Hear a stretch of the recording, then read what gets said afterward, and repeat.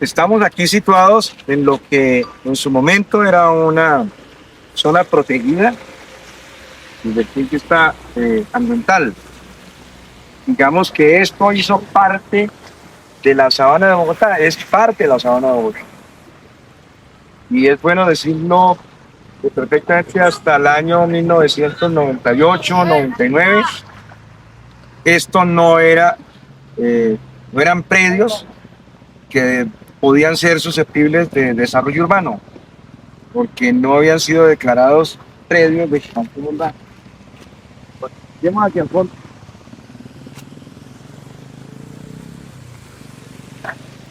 Importante decir que estamos unos 300 metros abajo de la autopista norte. Autopista norte, 300 metros hacia arriba, cerros orientales. Y esto es sabana de Bogotá. Y un poco para que entendamos el valor estratégico de la discusión que se está dando actualmente entre el gobierno del distrito de Carlos Fernando Galán y el Ministerio de Ambiente del gobierno Colombia Potencia de la Vida.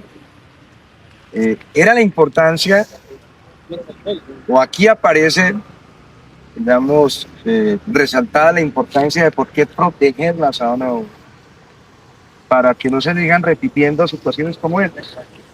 Ahora miremos aquí hacia el fondo. Ahí vamos a encontrar la manzana de la discordia. Esa es la famosa condominio, el conjunto de urbanización San Simón, la urbanización San Simón, la que fue objeto de un debate muy importante por edad sobre 1999, año 2000, por parte del representante a la Cámara, Gustavo Petro.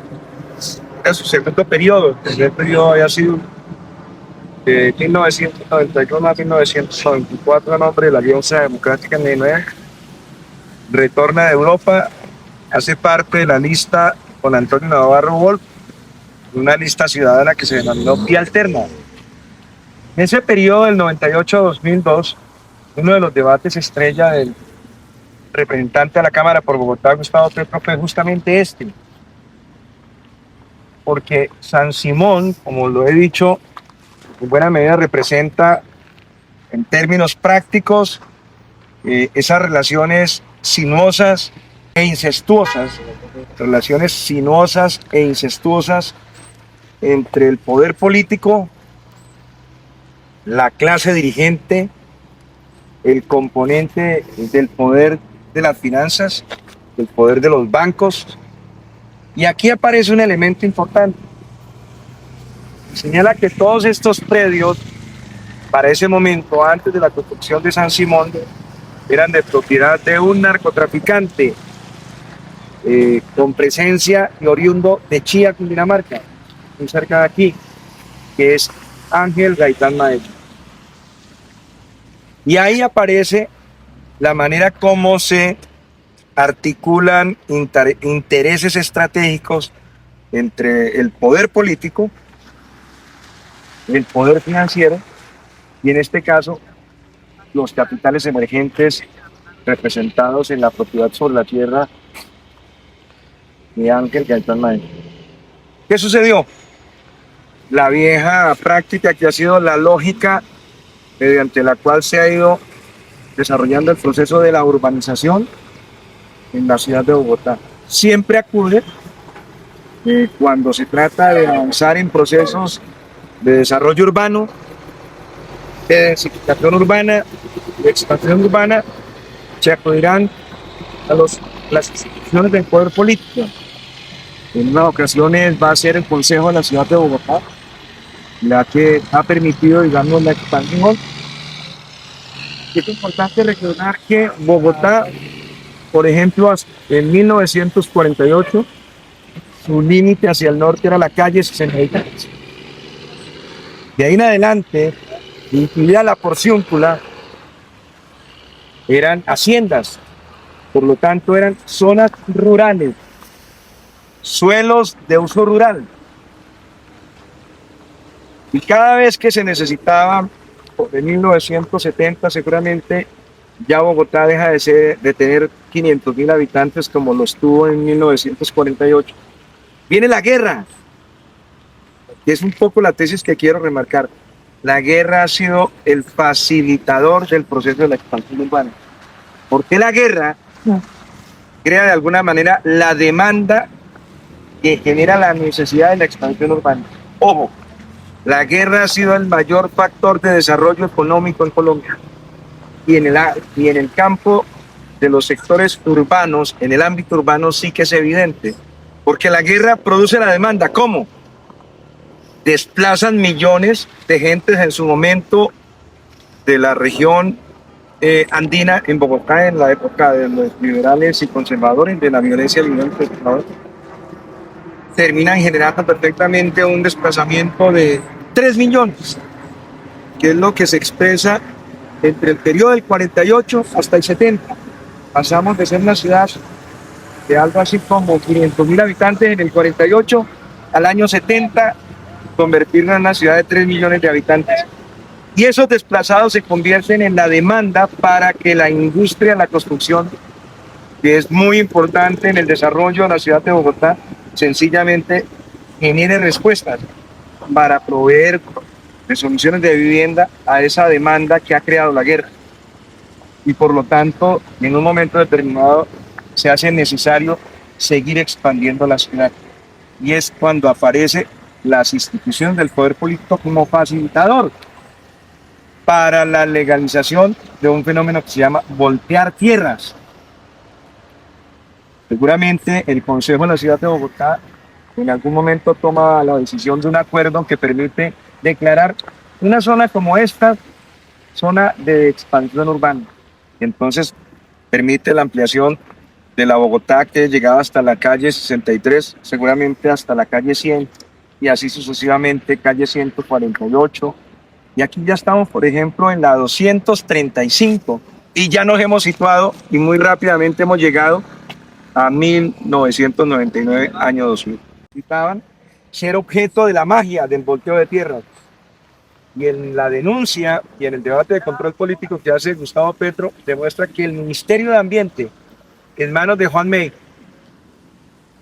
2002, permite efectivamente la modificación del criterio del uso del suelo. Y esto pasa de ser suelos rurales, porque eran parte de la sabana que había que cuidar para proteger el agua y para proteger los predios y las tierras que permiten sencillamente la posibilidad de alimentar a los bogotanos a través de lo que se denomina la política de la seguridad y de la soberanía alimentaria. Y entonces el ministro de Ambiente toma la decisión de facilitar la expansión urbana a solicitud del alcalde mayor de la ciudad de Bogotá, que habría que preguntarnos en el año 2000 quién era. Y todo hace sentido.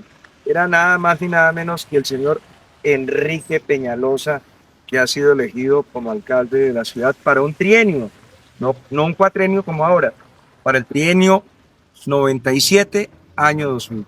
Y entonces se consuma la realidad.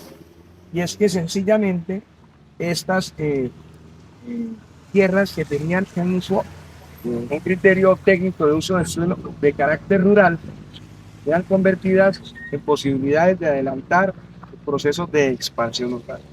Y luego, estos predios, que buena parte de ellos, y hago una aclaración acá, buena parte de estos predios eran exactamente del señor Gaitán Maecha, han permitido, por ejemplo, también la presencia muy concreta de propietarios como, por ejemplo, la esposa de Guillermo Fernández de Soto, que para ese momento, el año 2000, se desempeñaba como canciller del gobierno del presidente Andrés Pastrana. Tenía un número determinado de hectáreas. Aquí, del otro lado, aparece, por ejemplo, el director del Departamento Nacional de Planeación, que es el señor Ruiz, también del gobierno de Andrés Pastrana. Muy bien, es la entrada al condominio, al conjunto residencial de la urbanización San Simón. Y aquí entonces hago una aclaración.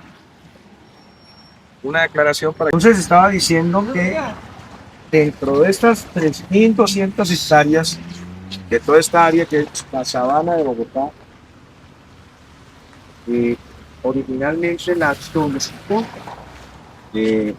digamos, de ampliación de las fronteras para el desarrollo de la expansión urbana, la solicitud era para 3.200 hectáreas. Finalmente se reduce algo así como 1.500 hectáreas. Y lo importante a señalar es que, entre otros propietarios, aparte del señor Gaitán Maecha, que era un pretensión narcotraficante, entonces están, por un lado, el señor Jaime Ruiz. Aclaro, no era el director del Departamento Nacional de Planeación, era el alto consejero para asuntos políticos, del gobierno de Andrés Pastrana. Está el director del DANE, es un hombre de apellido Warsney, ahora lo miraremos, y también está la esposa del señor Guillermo Fernández Soto, que era exactamente el canciller del gobierno del presidente Andrés Pastrana. Y les permiten efectivamente adelantar ese proceso de expansión urbana. Eso por decirte, esto es muy importante. Hacienda El Bosque es un conjunto de desarrollos urbanísticos que están representados en apartamentos que van desde 79 metros cuadrados hasta 129 metros cuadrados. Aquí una cosa importante es que Amarillo, entre otras cosas, se ha especializado en avanzar en proyectos urbanísticos y en el desarrollo del capital inmobiliario en lo que tiene que ver con el segmento de Sabana de Bogotá en el norte de la ciudad. Importante esto, porque recuerde que también están muy vinculados al desarrollo de iniciativas de esta naturaleza aquí en este polígono. En este polígono nos acaban de informar, por ejemplo, que el conjunto de ofertas de apartamentos que como ustedes los ven allí, están allí 1, 2, 3, 4, perfectamente 50 torres acá, un número inferior allí, presentan lo de siempre. Entonces mezclan, por ejemplo, soluciones de vivienda BIS, que son viviendas de interés social. Nos acabas de decir que el valor de una vivienda de interés social para sectores populares es perfectamente del orden de 200. Las que están a partir de tratos 4 y 5, que son lo que se denominan viviendas no BIS, no BIS, están por encima de 500 millones de pesos, hasta 1.000 millones de pesos. De 500 millones hasta 1.000 millones de pesos.